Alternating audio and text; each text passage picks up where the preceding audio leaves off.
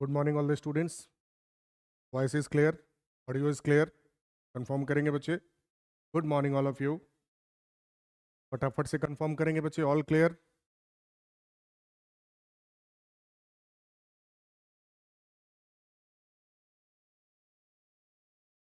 All clear.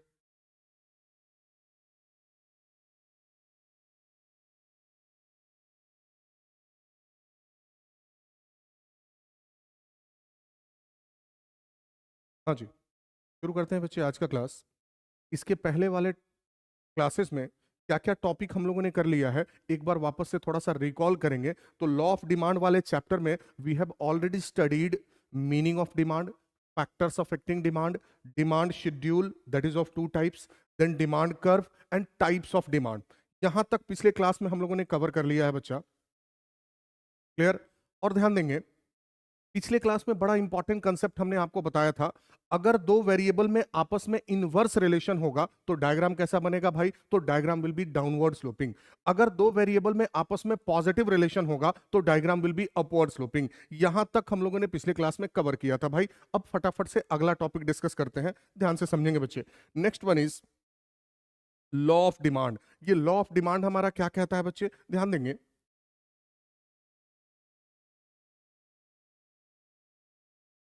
According to this law, other factors remaining same, rise in the price of a commodity results in decrease in quantity demanded of that commodity and vice versa.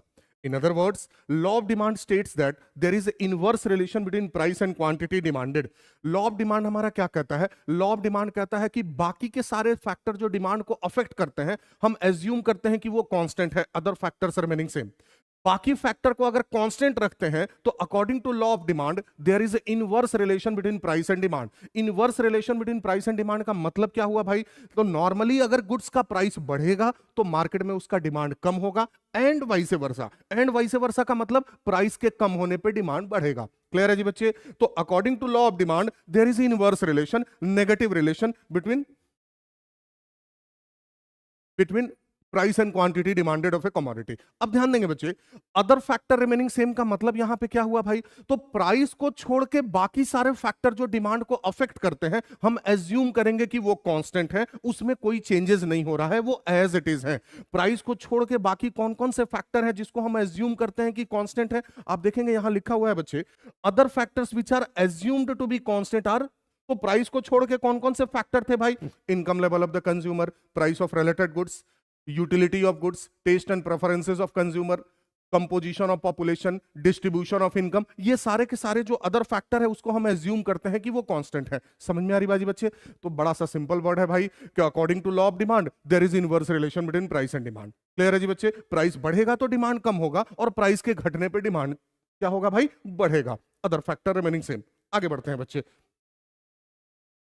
अब अगला topic जो है that is very important, long question में exam में पूछते हैं या short question में इसका कोई पर्टिकुलर पार्ट भी कभी कभी पूछ देते हैं भाई।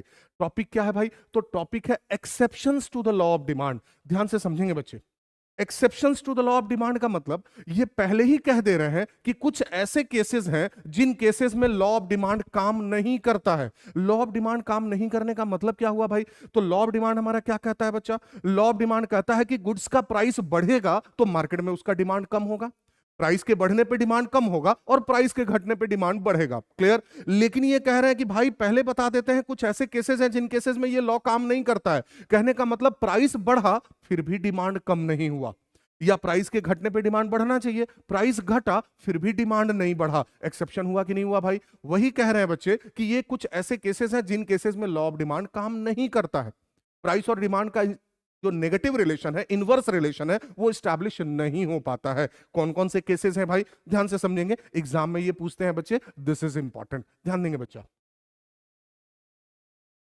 हाँ जी, पहला क्या कह रहे हैं भाई? कह रहे हैं कंस्पिकुअस गुड्स और लग्जरियस गुड्स और आर्टिकल्स ऑफ डिस्टिंक्शन और गुड्स ऑफ स्नॉब अपील।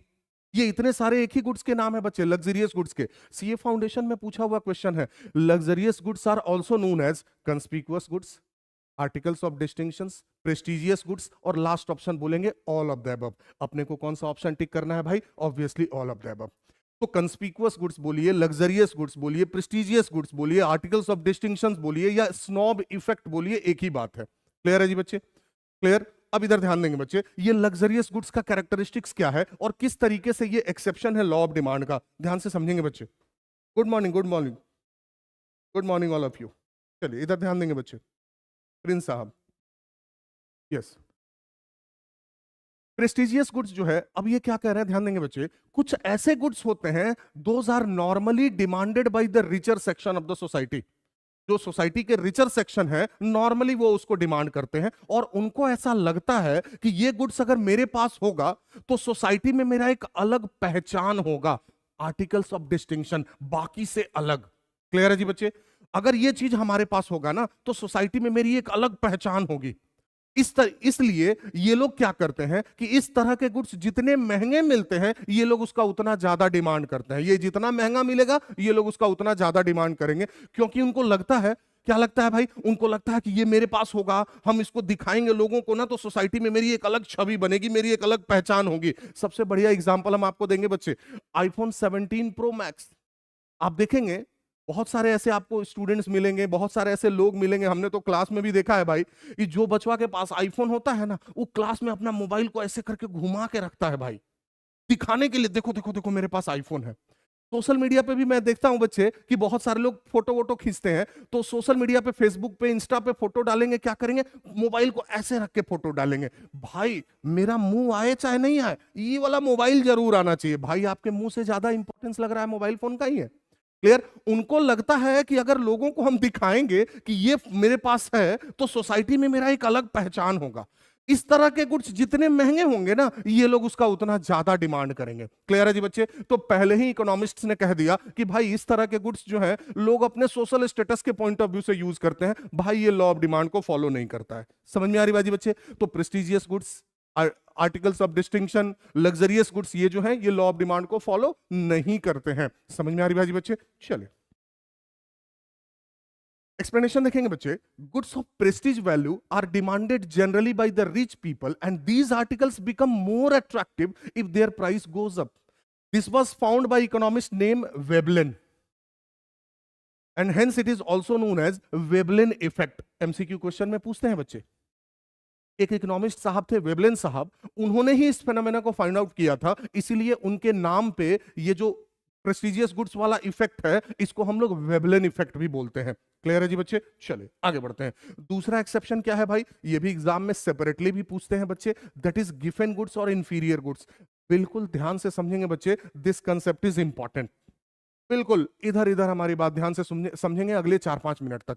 ये गिवन गुड्स क्या है, एक बात ध्यान देंगे बच्चे, मैंने शुरुआत में ही आपको बताया था फैक्टर्स अफेक्टिंग डिमांड में इंफीरियर गुड्स। इंफीरियर गुड्स का मतलब हमने आपको क्या बताया था भाई, the goods which are demanded due to low level of income of a particular person या group of persons is known as an inferior goods. वैसा गुड्स जो कि कोई भी व्यक्ति अपने कम इनकम के कारण खरीदता है, थोड़ा सस्ता वाला गुड्स खरीदता है, उसको हम लोग बोलते हैं that is known as inferior goods.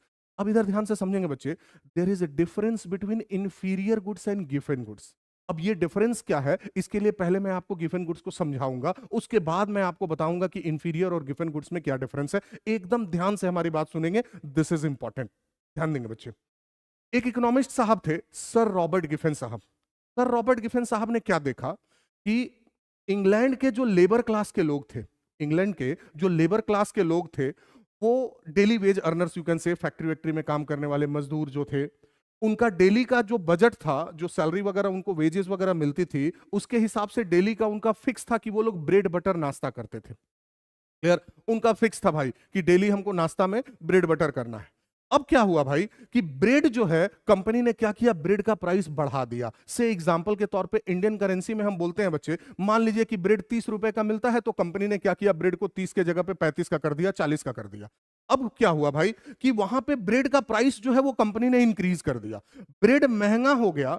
इससे वहां के जो लेबर क्लास के लोग थे उनका बजट इतना गड़बड़ हो गया कि उन्होंने क्या किया भाई, दूसरी चीजों का कंजम्पशन जो है वो कंपैरेटिवली कम करके और ब्रेड का कंजम्पशन जारी रखा। मतलब महंगा होने के बावजूद भी वो जितना ब्रेड परचेज करते थे उतना कंजम्पशन उन्होंने जारी रखा। उन्होंने ब्रेड के कंजम्पशन को, डिमांड को कम नहीं किया। क्लियर?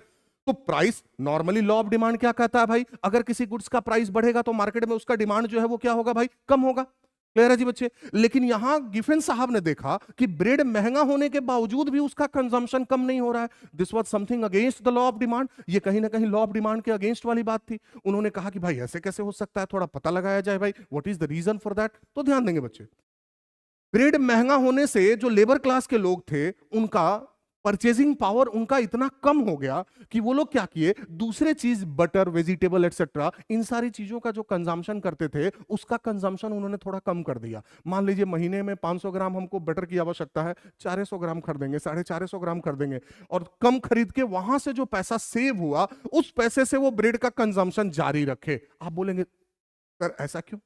ऐसा इसलिए कि महंगा होने के बावजूद भी अभी भी ब्रेड उनके लिए सबसे सस्ता नाश्ता का ऑप्शन था। समझ में आ रही बाजी बच्चे? उससे सस्ता विकल्प अभी भी उनके पास नहीं था। अब बिना नाश्ता किए तो रहेंगे नहीं, बेचारे के पास ऑप्शन ही नहीं था। क्लियर है जी बच्चे? तो दूसरे चीजों के कंजम्पशन को उन्होंने कम कर दिया और वहां से पैसा सेव करके और वो ब्रेड के कंजम्पशन को कंटिन्यू रखे। समझ में आ रही बाजी बच्चे? क्लियर है जी बच्चे?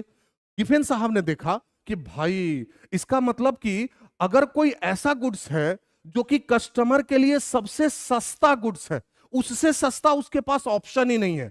अब अगर वही महंगा हो जाए, आप बताइए फिर भी हम उसको खरीदने के लिए बाध्य हैं कि नहीं, क्योंकि वो एक प्रकार का नेसेसरी गुड्स है हमारे लिए। अब मान लीजिए कि मेरा जो बजट अलाउ करता है उससे हम क्या करते हैं भाई, सबसे सस्ता वाला चावल कंज्यूम करते हैं। राशन दुकान में गए, हम बोले भैया आपके पास सबसे सस्ता वाला चावल कितने का है भाई? दुकान वाले ने कहा भैया हमारे पास सबसे सस्ता वाला चावल जो है वो 30 रुपए केजी है। हम बोले भाई 25 किलो दे दीजिए। नेक्स्ट मंथ में फिर गए, हम बोले वो 30 वाला चावल दे दीजिए। दुकान वाले बोले ना वो तो 30 के जगह पे 35 हो गया है। भाई बिना चावल खाए तो रह नहीं सकते हैं, कोई ऑप्शन है नहीं मेरे पास, हम 35 में भी खरीदने के लिए बाध्य हैं। पैसा कहां से लाएंगे? दूसरी चीजों का कंजम्पशन, दाल महीना में 2 किलो खरीदते हैं तो क्या करेंगे कि 1 किलो 750 ग्राम कर देंगे, छोटा छोटा छोटा छोटा एडजस्टमेंट करेंगे, वहां से पैसा खरीद एडजस्ट करके, और फिर भी हम चावल खरीदने के लिए बाध्य हैं। क्लियर है जी बच्चे? अब ध्यान देंगे, अब आपके उसके डेफिनेशन पे आते हैं, ध्यान से समझेंगे बच्चे। वैसा गुड्स जो कस्टमर के इनकम का मेजर पार्ट ऑक्युपाई करता है, उसके लिए वो सबसे सस्ता ऑप्शन अवेलेबल है। क्लियर है जी बच्चे? Those type of goods are known as inferior Giffen goods. Clear है जी बच्चे? अब ये गिफन गुड्स महंगा भी हो जाएगा फिर भी वो उसको खरीदने के लिए बाध्य है। That's why it is an exception to the law of demand. और चूंकि इस चीज को गिफन साहब ने फाइंड आउट किया था, इसीलिए उनके नाम पे these are known as also Giffen goods, इसको हम लोग गिफन गुड्स कहते हैं। अब आप कहेंगे कि सर ये इंफीरियर और गिफन में क्या डिफरेंस हुआ? ध्यान देंगे बच्चे, Giffen goods are a type of inferior goods. Giffen goods क्या है भाई? एक प्रकार के इंफीरियर गुड्स हैं। कैसे एक प्रकार के इंफीरियर गुड्स हैं भाई? इधर ध्यान से समझेंगे। इंफीरियर गुड्स का मतलब हम अपने कम इनकम के कारण थोड़ा सस्ता वाला सामान खरीद रहे हैं, that is known as inferior goods. अब ध्यान देंगे, इसके लिए हम एक एग्जांपल देंगे बच्चे आपको, सेम मोबाइल फोन का एग्जांपल। मान लीजिए कि नॉर्मली हम 20,000 रुपए वाला मोबाइल फोन यूज करते हैं। क्लियर है जी?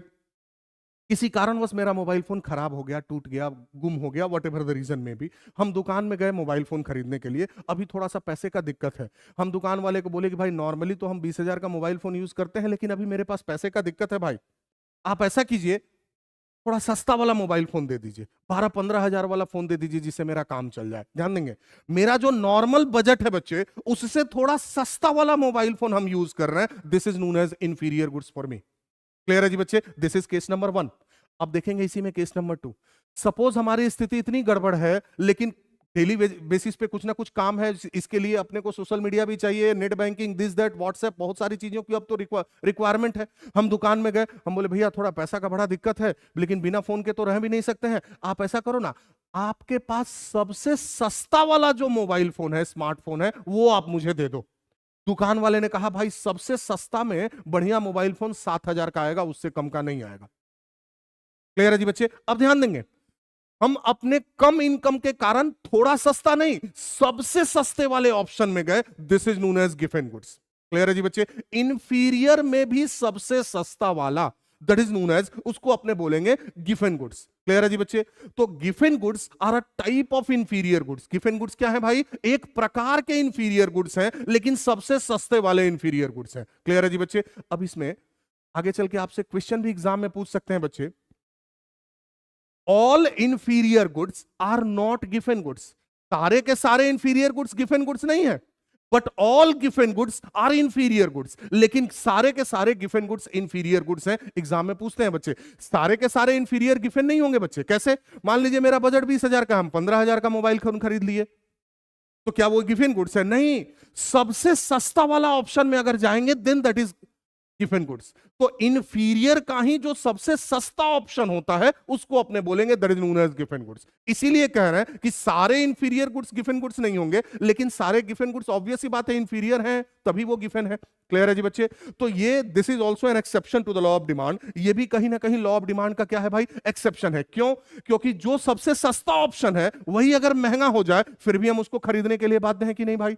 क्लियर? तो प्राइस बढ़ने के बावजूद भी हम उसका डिमांड कम नहीं कर रहे हैं। That's why it is an exception to the law of demand. यही कारण है कि ये लॉ ऑफ डिमांड का एक्सेप्शन है। क्लियर है जी बच्चे? It is very important, exam में पूछते हैं। एक बार आप इंफीरियर गुड्स वाला पार्ट रीड करेंगे बच्चे अपने मोबाइल फोन के स्क्रीन पे, फटाफट रीड करेंगे बच्चे, 1 मिनट का समय।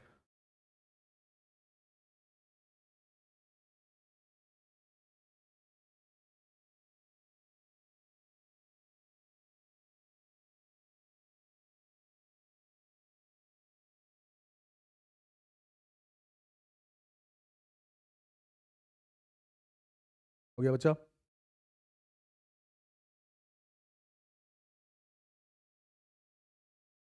Done?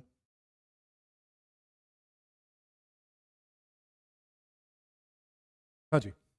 Next exception is what?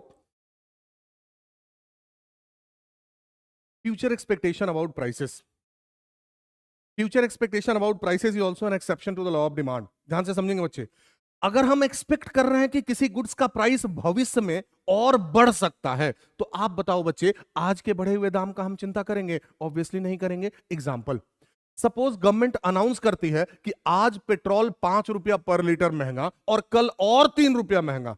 आप बोलो बच्चे, आज खरीदेंगे कि कल खरीदेंगे? ऑब्वियस ही बात है कि आज ही खरीद लेंगे। आज दाम बढ़ा हुआ है फिर भी आज खरीदेंगे, क्योंकि हम एक्सपेक्ट कर रहे हैं कि कल और महंगा हो सकता है। तो अगर हम एक्सपेक्ट कर रहे हैं कि फ्यूचर में किसी गुड्स का प्राइस और ज्यादा हो सकता है, तो आज के बढ़े हुए दाम का हम चिंता नहीं करेंगे। अगर आप आज के पॉइंट ऑफ व्यू से देखें तो obviously this is an exception. आज के पॉइंट ऑफ व्यू से एक्सेप्शन हुआ कि नहीं भाई? तो that's why it is also an exception to the law of demand. ये कहीं ना कहीं लॉ ऑफ डिमांड का क्या है भाई? एक्सेप्शन है। क्लियर है जी बच्चे? नेक्स्ट, ये सब अब इजी वाला पार्ट है, फटाफट से हम लोग कवर करेंगे। Next is demand for necessary goods. अब यहां पे भी थोड़े से बच्चे कंफ्यूज करते हैं, ध्यान से समझेंगे।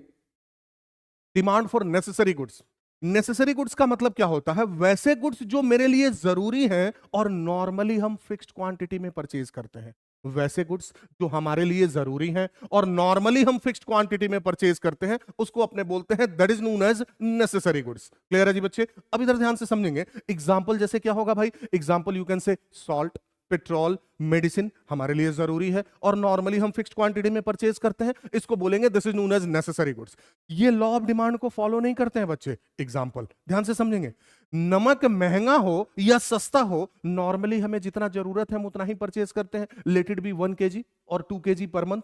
क्लियर है जी? नमक 50 का मिलेगा, 100 का मिलेगा तो भी जितना खरीदते हैं उतना ही खरीदेंगे, और नमक 20 रुपए kg भी मिलेगा तो भी उतना ही जितना रिक्वायरमेंट है उतना ही खरीदेंगे। तो irrespective of change in price हम उसके डिमांड में बहुत ज्यादा चेंजेस नहीं करते हैं। दैट्स व्हाई ये कह रहे हैं कि this is also an exception to the law of demand. Clear है जी बच्चे? क्लियर है जी बच्चा? अब इधर ध्यान देंगे। नेक्स्ट क्या कह रहे हैं भाई? नेक्स्ट कह रहे हैं इग्नोरेंस अबाउट प्राइसेस। ये मजेदार है बच्चे। Ignorance about prices. बहुत बार ऐसा होता है बच्चे, we are not aware about the actual price. हमें एक्चुअल प्राइस का पता नहीं है और हम गलती से बढ़े हुए दाम में परचेज कर लेते हैं। एग्जांपल, मान लीजिए कि सब्जी मंडी में गए सब्जी खरीदने के लिए। दुकान वाले को हमने कहा भाई भिंडी कैसे दे रहे हैं? दुकान वाला बोला 50 रुपया kg। हम 1 किलो भिंडी ले लिए। आगे बढ़े कि दूसरा सब्जी ले लेते हैं भाई। तब तक देखे कि सेम क्वालिटी ऑफ भिंडी कोई दूसरा व्यक्ति भी बेच रहा है और वो कह रहा है भाई 40 रुपए किलो, 40 रुपए किलो। भाई होता है कि नहीं होता है? क्लियर है जी बच्चे? I was not aware about the actual price. हमें एक्चुअल प्राइस का अंदाजा नहीं था, गलती से बढ़े हुए दाम पे हमने क्या कर लिया भैया? परचेज कर लिया। क्लियर है जी बच्चे? हमने क्या किया? गलती से बढ़े हुए दाम पे परचेज कर लिया। आप बताइए एक्सेप्शन हुआ कि नहीं लॉ ऑफ डिमांड का भाई? समझ में आ रही बाजी बच्चे? तो दीज फैक्टर्स, ये सब कहीं ना कहीं क्या है भाई? These are exceptions to the law of demand. Sound नहीं है क्या भाई? एक बार कंफर्म करेंगे बच्चा। Any sound problem? Kindly confirm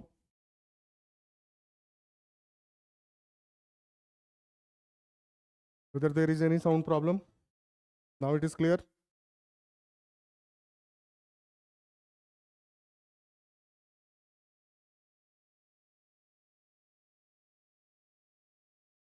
It is clear. Okay. Okay Gopal ji, thank you. ऐसे गोपाल जी आ गए तो कोई प्रॉब्लम होगा ही नहीं। चलिए, हाँ जी। तो ignorance about prices, we are not aware about the actual price के बारे में हमें पता नहीं है और गलती से बढ़े हुए दाम पे परचेज कर लिए, तो that is also an exception to the law of demand. ये भी कहीं ना कहीं लॉ ऑफ डिमांड का एक्सेप्शन है। क्लियर है जी बच्चे? चलिए, तो फटाफट से हम लोगों ने कवर किया भाई, फटाफट से हम लोगों ने कवर किया law of demand and exceptions to the law of demand. Clear है जी बच्चे? अब ध्यान से समझेंगे। Next topic is change in demand and shift in demand, and this is very important topic. ये बहुत इंपॉर्टेंट टॉपिक है बच्चे, बिल्कुल इसको आराम से हम लोग करेंगे। एग्जाम में बच्चे कंफ्यूज करते हैं, गलत आंसर दे देते हैं, बिल्कुल आराम से इस टॉपिक को हम लोग करेंगे बच्चे, ध्यान से समझेंगे।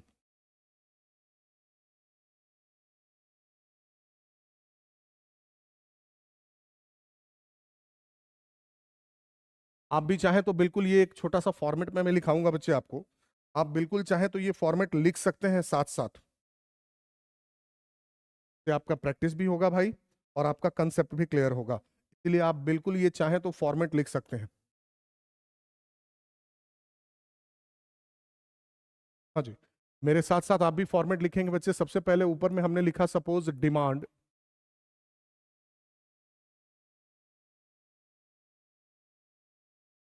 एक तरफ लिखते हैं बच्चा movement along the same demand curve, और दूसरी तरफ लिखते हैं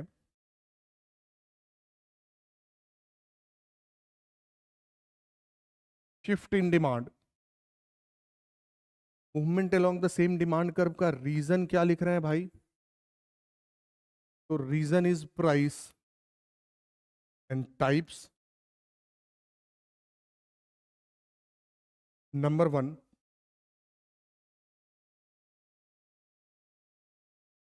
expansion of demand, and second,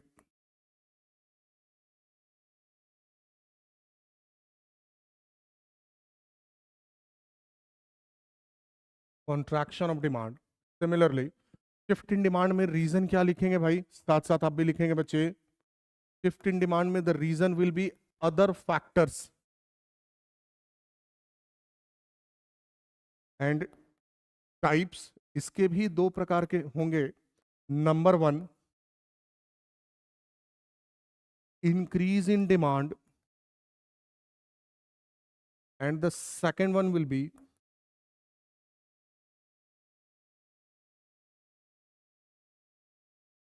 decrease in demand।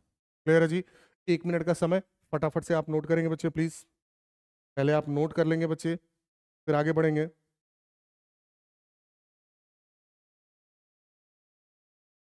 Aditya साहब कह रहे हैं कि मेरा ही साउंड ऑफ था, क्या बात है भाई।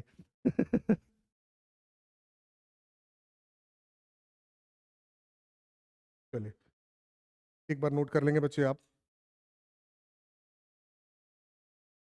ये थोड़ा इंपॉर्टेंट टॉपिक है, आपसे रिक्वेस्ट है इसको नोट करेंगे बच्चे, नोट करेंगे फटाफट से। एक तरफ हमने लिखा है movement along the same demand curve, दूसरी तरफ लिखा है भाई shift in demand. Movement along the same demand curve का रीजन में हमने लिखा है प्राइस। टाइप्स दो हैं, कौन कौन से? एक्सपेंशन ऑफ डिमांड और contraction of demand. Shift in demand में रीजन हमने लिखा है अदर फैक्टर्स। इसके भी टाइप्स दो हैं, increase in demand and decrease in demand. हो गया लिखा हुआ बच्चा? डन।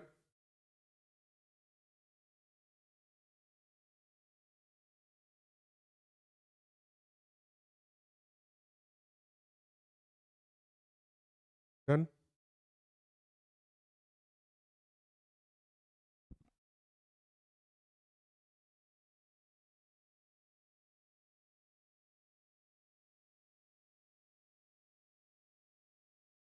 चलिए भाई, आगे बढ़ते हैं बच्चे। यस, अब आपको कुछ भी लिखना नहीं है बच्चे, ध्यान से समझेंगे। अब आपको ये नहीं लिखना है, ये मैं समझाने के लिए लिख रहा हूं, ध्यान देंगे बच्चा। चैप्टर के शुरुआत में हम लोगों ने डिस्कस किया था, there are various factors which affect the demand of a commodity. बहुत सारे ऐसे फैक्टर हैं जो किसी भी गुड्स के डिमांड को अफेक्ट करते हैं। कौन कौन से ऐसे फैक्टर है भाई? Price of the commodity, income level of the consumer, price of related goods, taste and preferences of consumer, utility of goods, distribution of income, size and composition of population. बहुत सारे ऐसे फैक्टर हैं जो किसी भी goods के demand को affect करते हैं, प्रभावित करते हैं। क्लियर है जी बच्चे? अब इधर ध्यान से समझेंगे। जो भी फैक्टर डिमांड को अफेक्ट करते हैं, इसका मतलब क्या हुआ कि इनमें से किसी भी फैक्टर में अगर चेंजेस होगा तो उस कंडीशन में डिमांड में भी चेंजेस होगा। फैक्टर्स अफेक्टिंग डिमांड का मतलब क्या हुआ? जो भी फैक्टर डिमांड को अफेक्ट करते हैं, इनमें से किसी भी फैक्टर में अगर चेंजेस होगा तो ऑब्वियसली डिमांड में भी चेंजेस होगा। अब ये लोग क्या कर रहे हैं? जो भी फैक्टर डिमांड को अफेक्ट कर रहे हैं, इन्होंने क्या किया? ब्रॉडली उसको दो ग्रुप में, दो हेड में बांट दिया। क्या दो ग्रुप में बांट दिया भाई? ध्यान से समझेंगे। फर्स्ट ग्रुप में इन्होंने रखा प्राइस ऑफ द कमोडिटी, क्योंकि प्राइस सबसे इंपॉर्टेंट फैक्टर है जो कहीं ना कहीं डिमांड को अफेक्ट करता है। तो फर्स्ट ग्रुप में इन्होंने रखा प्राइस को, प्राइस ऑफ द कमोडिटी। और बाकी सारे जितने भी फैक्टर हैं जो डिमांड को अफेक्ट करते हैं, इन्होंने क्या किया? उसको कलेक्टिवली एक ग्रुप में रखा और उसका इन्होंने नाम दे दिया भाई, सपोज अदर फैक्टर्स। उसका उन्होंने नाम दे दिया अदर फैक्टर्स। एक ग्रुप में इन्होंने रखा प्राइस को, क्योंकि प्राइस सबसे इंपॉर्टेंट फैक्टर है जो डिमांड को अफेक्ट करता है। और बाकी जितने भी फैक्टर हैं, income level, taste and preferences, price of related goods etcetera, ये सारे के सारे फैक्टर को इन्होंने क्या किया? कलेक्टिवली एक ग्रुप में रखा और इनको सारे को एक नाम दे दिया भाई, अदर फैक्टर्स। क्लियर है जी बच्चे? अब ध्यान से समझेंगे। Suppose the other factors remaining same. Other factor में कोई चेंजेस नहीं हो रहा है, चेंज सिर्फ प्राइस में हो रहा है। Other factor remaining same. सिर्फ प्राइस में चेंज होने के कारण, मतलब प्राइस के बढ़ने या घटने के कारण अगर डिमांड में भी चेंजेस होता है, अगर सिर्फ प्राइस में चेंजेस होने के कारण डिमांड में भी चेंजेस होता है, तो उसको अपने इन्होंने कहा that is known as movement along the same demand curve. Clear है जी बच्चे? बिल्कुल आपको डेफिनेशन याद करने की आवश्यकता नहीं है, इधर ध्यान से समझेंगे बच्चे। Other factors remaining same. When there is change in quantity demanded of a commodity due to change in price of that commodity, it is known as movement along the same demand curve. इसको इन्होंने क्या नाम दे दिया भाई? Movement along the same demand curve. आप देखेंगे reason में हमने क्या लिखा है भाई? रीजन में हमने लिखा है price of the commodity. Clear है जी बच्चे? तो प्राइस में चेंज होने के कारण अगर डिमांड में चेंज होता है तो that is known as movement along the same demand curve. Clear? Reason is what? Price of the commodity. अब ये कह रहे हैं कि ये जो movement along the same demand curve है, that is of two types. Movement along the same demand curve जो है वो कितने टाइप का होगा भाई? तो दो टाइप का होगा। कौन कौन सा? Number one is expansion of demand and second one is contraction of demand. Number one हमने क्या कहा भाई? Number one is expansion of demand and second one is contraction of demand. Clear है जी बच्चे? अब वापस से पूरी बात बोलते हैं बच्चे, ध्यान से समझेंगे। जो भी फैक्टर डिमांड को अफेक्ट करते हैं, इन्होंने क्या किया? उन सारे फैक्टर को कलेक्टिवली दो ग्रुप में बांट दिया। एक ग्रुप में इन्होंने रखा प्राइस को, क्योंकि प्राइस सबसे इंपॉर्टेंट फैक्टर है, और बाकी सारे फैक्टर को कलेक्टिवली एक ग्रुप में रखा और उसको नाम दे दिया अदर फैक्टर।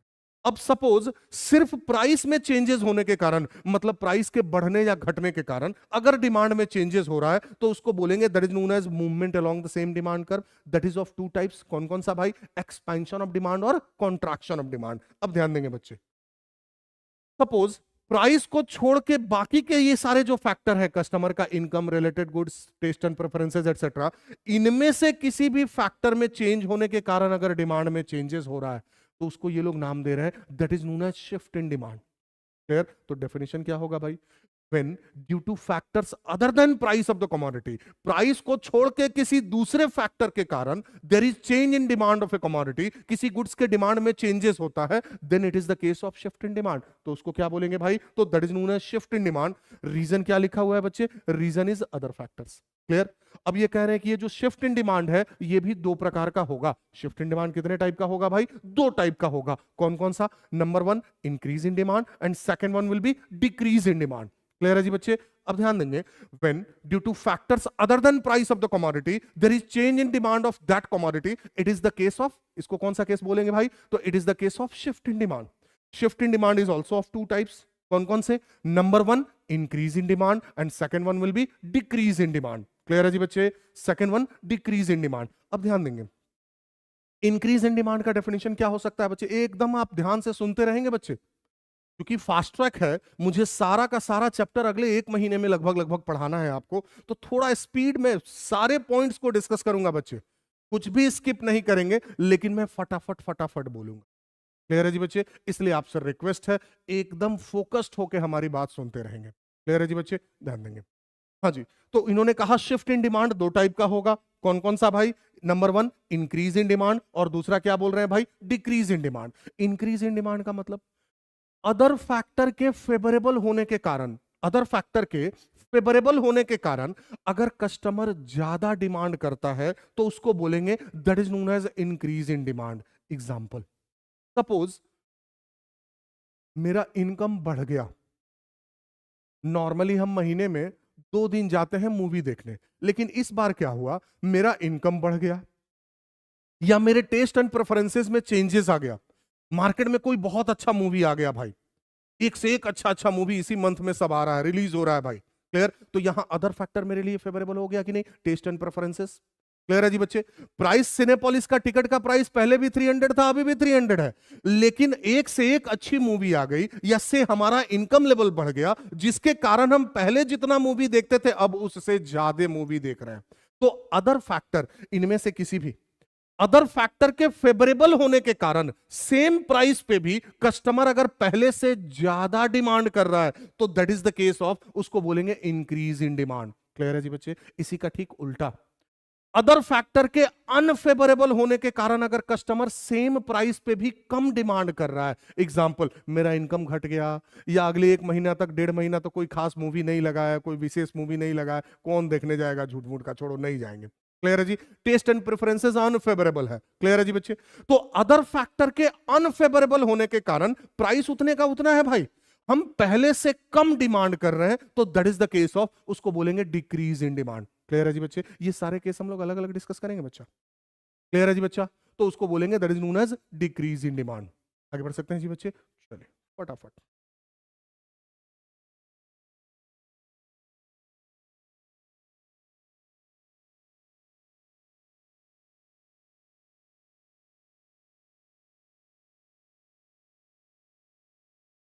तो पहला हमने आपको क्या डिस्कस किया था भाई? Number 1 was movement along the same demand curve. Movement along the same demand curve का डेफिनेशन क्या बोले थे? Other factors remaining same, price में चेंज होने के कारण अगर डिमांड में चेंजेस होता है तो that is known as movement along the same demand curve, जो कि दो टाइप का होता है, एक्सपेंशन ऑफ डिमांड, और दूसरा क्या बोले थे भाई? Contraction of demand. सबसे पहले आप movement along the same demand curve का डेफिनेशन 2 लाइन का है, पढ़ेंगे फटाफट से, टाइम 15 सेकेंड, जल्दी से पढ़ेंगे बच्चे फटाफट।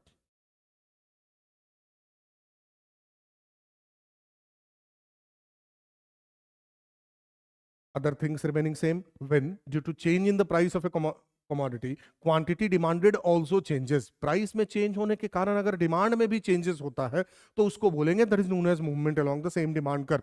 अब ये कह रहा है कि ये movement along the same demand curve दो टाइप का होगा। पहला क्या कह रहे हैं भाई? तो first one is expansion of demand. इधर ध्यान से समझेंगे बच्चे, अब आपको कुछ भी याद करने की आवश्यकता नहीं है, आप खुद से सोचेंगे एक्सपेंशन का मतलब बढ़ना कि घटना? सर एक्सपेंशन का मतलब बढ़ना, एक्सपेंड होने का मतलब क्या हुआ भाई? तो एक्सपेंड होने का मतलब बढ़ना।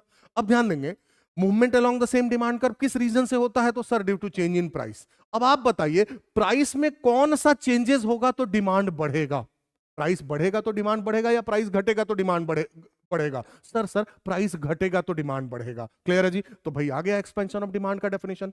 Other factors remaining same when due to fall in the price of a commodity there is increase in quantity demanded of that commodity, it is the case of expansion of demand. इधर ध्यान देंगे बच्चे,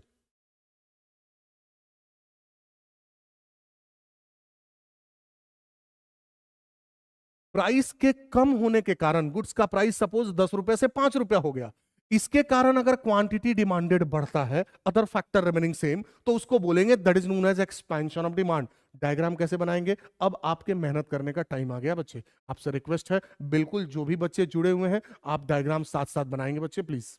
clear है जी बच्चे? आप ही के practice के लिए है बच्चे, फिर आपको एग्जामिनेशन में बहुत ज्यादा मेहनत नहीं होगा, बहुत ज्यादा सोचना नहीं पड़ेगा। एक्स एक्सिस पे we will be taking quantity demanded और वाई एक्सिस पे we will be taking the price. Clear? तो प्राइस हो गया भैया 5, 10 एंड 15। क्वांटिटी डिमांडेड भी सपोज 5, 10, 15 एंड 20। प्राइस 10 है तो quantity demanded is also 10।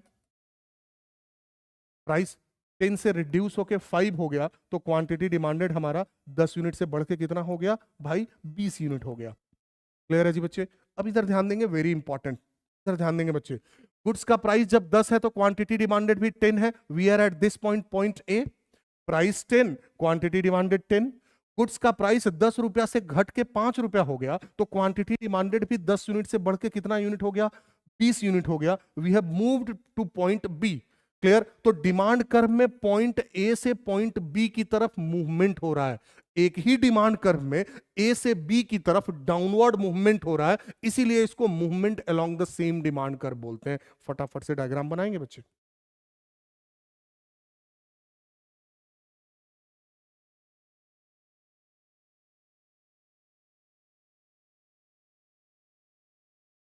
Diagram बनाएंगे बच्चे फटाफट से।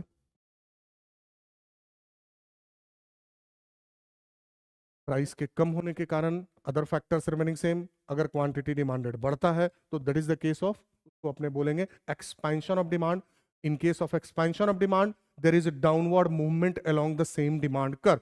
एक्सपेंशन ऑफ डिमांड में क्या होता है भाई, सेम डिमांड कर्व में डाउनवर्ड मूवमेंट होता है। क्लियर है जी बच्चे? डायग्राम कंप्लीट, आगे बढ़ सकते हैं जी बच्चा। हाँ जी, यस। इसी का सेकंड टाइप है भाई, movement along the same demand curve का ही सेकंड टाइप है कॉन्ट्रैक्शन ऑफ डिमांड। नाम से ही क्लियर है बच्चे, और अब की बार मेहनत मैं आपको करवाऊंगा भाई। कॉन्ट्रैक्शन ऑफ डिमांड का मतलब क्या हुआ भाई, कॉन्ट्रैक्ट करने का मतलब कम होना। अब आप खुद से बोलिए, प्राइस के कारण डिमांड कब कम होगा, जब किसी गुड्स का प्राइस बढ़ेगा। तो आ गया डेफिनेशन भाई, other factors remaining same. Price के बढ़ने के कारण अगर डिमांड कम होता है तो that is the case of, उसको अपने बोलेंगे कॉन्ट्रैक्शन ऑफ डिमांड। क्लियर है जी बच्चे? शेड्यूल देखेंगे फटाफट से।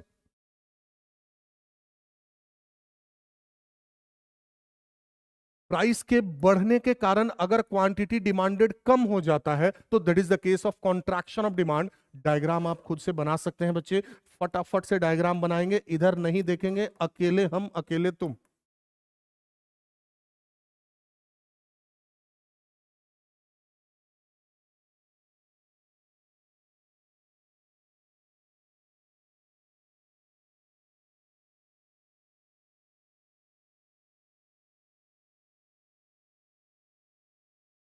डायग्राम तो बिल्कुल वैसा ही बनेगा जैसा पहले बना था बच्चे, डाउनवर्ड स्लोपिंग, लेकिन मूवमेंट में चेंजेस होगा। मूवमेंट में क्या चेंजेस होगा भाई, when the price is 5, quantity demanded is 20 units, मतलब we are at this point, point A. Price के बढ़ने के कारण क्वांटिटी डिमांडेड 20 यूनिट से घट के कितना हो गया भाई, 10 यूनिट हो गया। We have moved upward from point A to point B, तो there is upward movement along the same demand curve। Diagram बनाएंगे फटाफट से। हो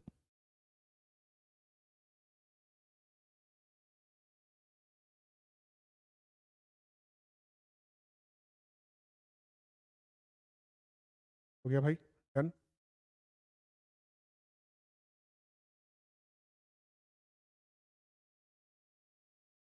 आगे बढ़ सकते हैं बच्चा, फटाफट बनाएंगे फटाफट, बस हो गया। हाँ जी, तो पहला वाला part, movement along the same demand curve वाला part we have completed. Movement along the same demand curve में एक ही डिमांड कर्व में डाउनवर्ड या अपवर्ड मूवमेंट होता है। अब यहाँ एग्जाम के पॉइंट ऑफ व्यू से बच्चे क्या गलती करते हैं भाई, गलती क्या होती है, तो बच्चा सोचता है डाउनवर्ड मूवमेंट का मतलब आप ये बताइए कि क्वांटिटी का बढ़ना या घटना। तो सर डाउनवर्ड मूवमेंट का मतलब क्वांटिटी का बढ़ना, याद रखेंगे बच्चे। और अपवर्ड मूवमेंट का मतलब क्वांटिटी का बढ़ना की घटना, तो सर अपवर्ड मूवमेंट का मतलब क्वांटिटी का घटना, याद रखेंगे बच्चे, due to inverse relation. Clear?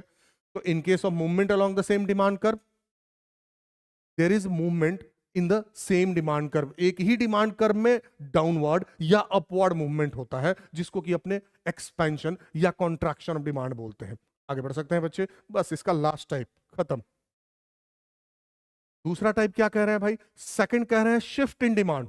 ध्यान से समझेंगे बच्चे, शिफ्ट इन डिमांड का मतलब हमने आपको क्या बताया था भाई, ध्यान देंगे बच्चा। शिफ्ट इन डिमांड का मतलब हमने आपको क्या बताया था,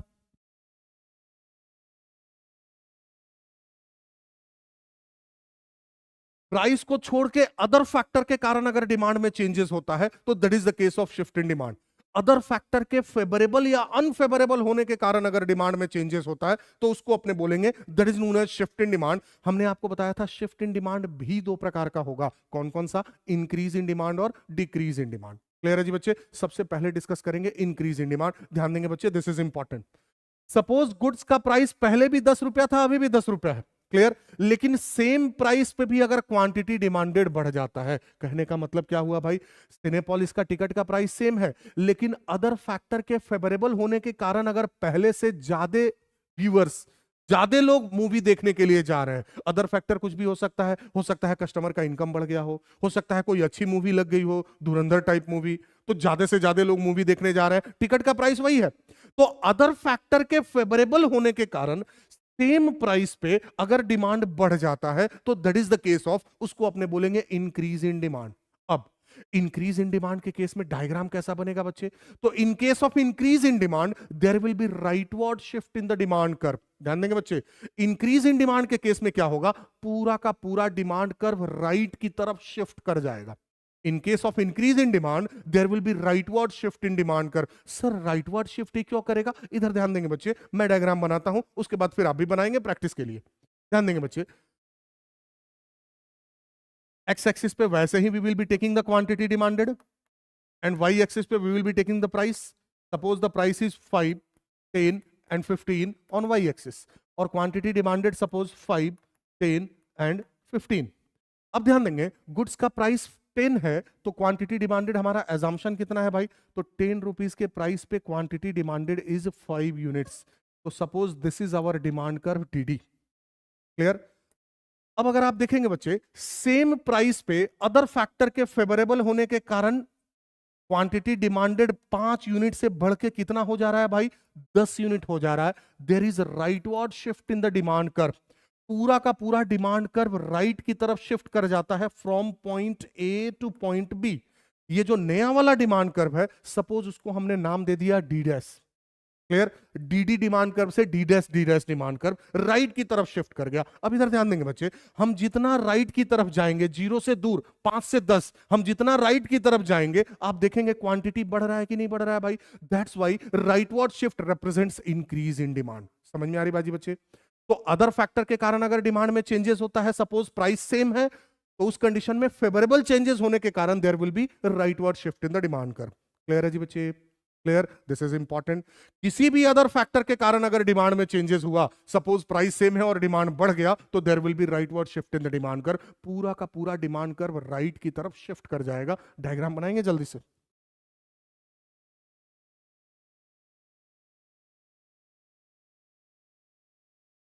हाय हेलो बाद में, डायग्राम बनाएंगे बच्चे पहले, फटाफट फटाफट। हाँ जी, तो शिफ्ट इन डिमांड का पहला type increase in demand, also we have covered. इसी का लास्ट टाइप बचा हुआ है बच्चे, that is decrease in demand. Decrease in demand क्या है भाई? अदर फैक्टर के अनफेवरेबल होने के कारण प्राइस सेम है, कस्टमर का टेस्ट प्रेफरेंस अच्छा नहीं है या इनकम घट गया, से वही एग्जांपल अपना, कोई अच्छी मूवी नहीं लगी है, सिनेपोलिस का टिकट का प्राइस सेम है, फिर भी कस्टमर क्या कर रहे हैं भाई? कम डिमांड कर रहे हैं। बोले तो अदर फैक्टर के अनफेवरेबल होने के कारण सेम प्राइस पे अगर डिमांड कम हो जाता है तो उसको अपने बोलेंगे that is the case of decrease in demand. अब डिक्रीज इन डिमांड के केस में डायग्राम कैसे होगा भाई? तो in case of decrease in demand there will be leftward shift in the demand curve. पूरा का पूरा डिमांड कर्व लेफ्ट की तरफ शिफ्ट कर जाएगा। एग्जांपल ध्यान देंगे बच्चे,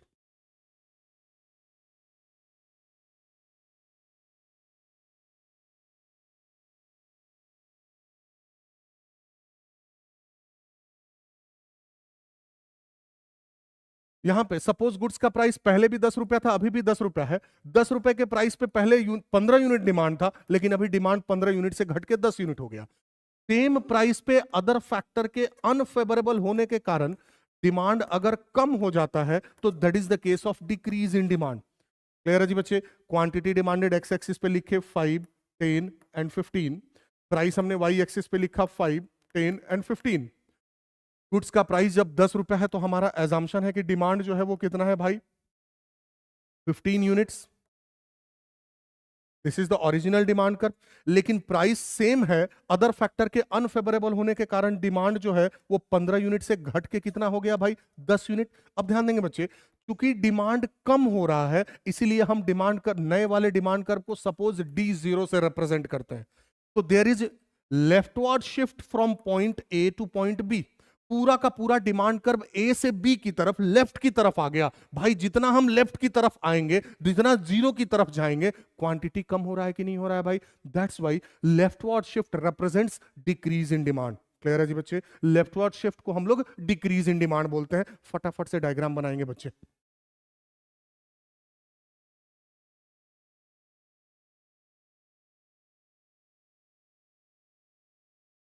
हाँ जी बच्चे, बोरिंग रोड में पढ़ाते हैं बच्चे। आप सीसी के स्टूडेंट हैं या बाहर के स्टूडेंट हैं? Thank you very much. Chartered commerce के स्टूडेंट हैं या दूसरे स्टूडेंट हैं बच्चे, क्योंकि ये तो फ्री है सबके लिए।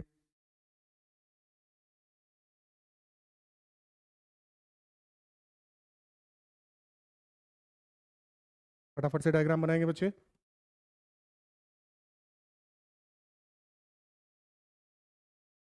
निशाबाद, ओके ओके बच्चा।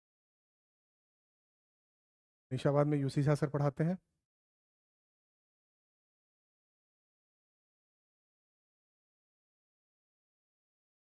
चले भाई, डायग्राम क्लियर हो गया भाई?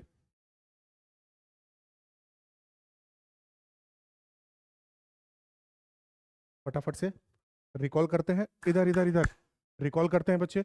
हमने कहा था जो भी फैक्टर डिमांड को अफेक्ट करते हैं, इन्होंने क्या किया, ब्रॉडली सारे फैक्टर को दो ग्रुप में डिवाइड कर दिया। पहला ग्रुप में रखा प्राइस, क्योंकि प्राइस सबसे इंपॉर्टेंट फैक्टर है जो डिमांड को अफेक्ट करता है। और बाकी सारे फैक्टर जो डिमांड को अफेक्ट करते हैं, इन्होंने क्या किया भाई, उन सारे फैक्टर को ब्रॉडली अलग ग्रुप में रख दिया और उसका नाम दे दिया भाई अदर फैक्टर्स। क्लियर है जी बच्चे? अब ध्यान देंगे, suppose other factors remaining same, price में चेंज होने के कारण अगर डिमांड में चेंजेस होता है तो उसको movement along the same demand curve बोलते हैं। That is of two types, expansion और कंट्रैक्शन ऑफ डिमांड।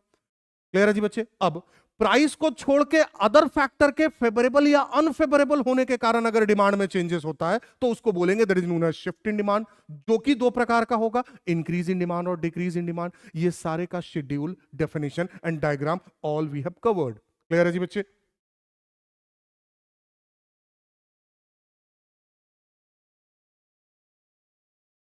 हाँ जी, क्लियर है जी बच्चे? बस आज का क्लास इतना ही। अगले क्लास में अब हम लोग इससे रिलेटेड अगला टॉपिक डिस्कस करेंगे। अगले क्लास में बच्चे ये टॉपिक खत्म हो जाएगा and next class will be extremely important, क्योंकि नेक्स्ट क्लास में हम लोग इस चैप्टर को कंप्लीट करके और नया चैप्टर स्टार्ट करेंगे बच्चे। That will B elasticity of demand. अभी इधर हमारी बात सुन लेंगे बच्चे।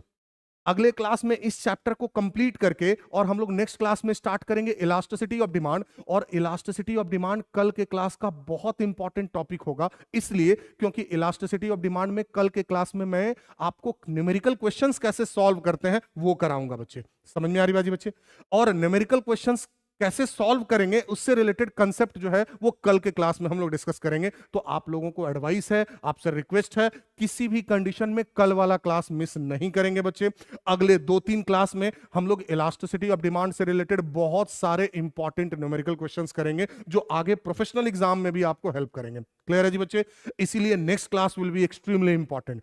जो बच्चे बाद में भी लेक्चर देख रहे हैं उनको एडवाइस है कि अगला क्लास आप लाइव देखने का प्रयास करेंगे, कि आपको अगर कोई भी डाउट हो तो सीधे सीधे हम लोग कम्युनिकेट कर सकें। Next class will be extremely important, elasticity of demand, और उसका हम लोग कंसेप्ट और न्यूमेरिकल क्वेश्चन करेंगे। तो अगला 2-3 क्लास इनफैक्ट हम लोग न्यूमेरिकल क्वेश्चन डिस्कस करेंगे and that will be very important. अगले क्लास में हम लोग मिलेंगे बच्चे। Bye bye all the students, take care of yourself. Thank you very much.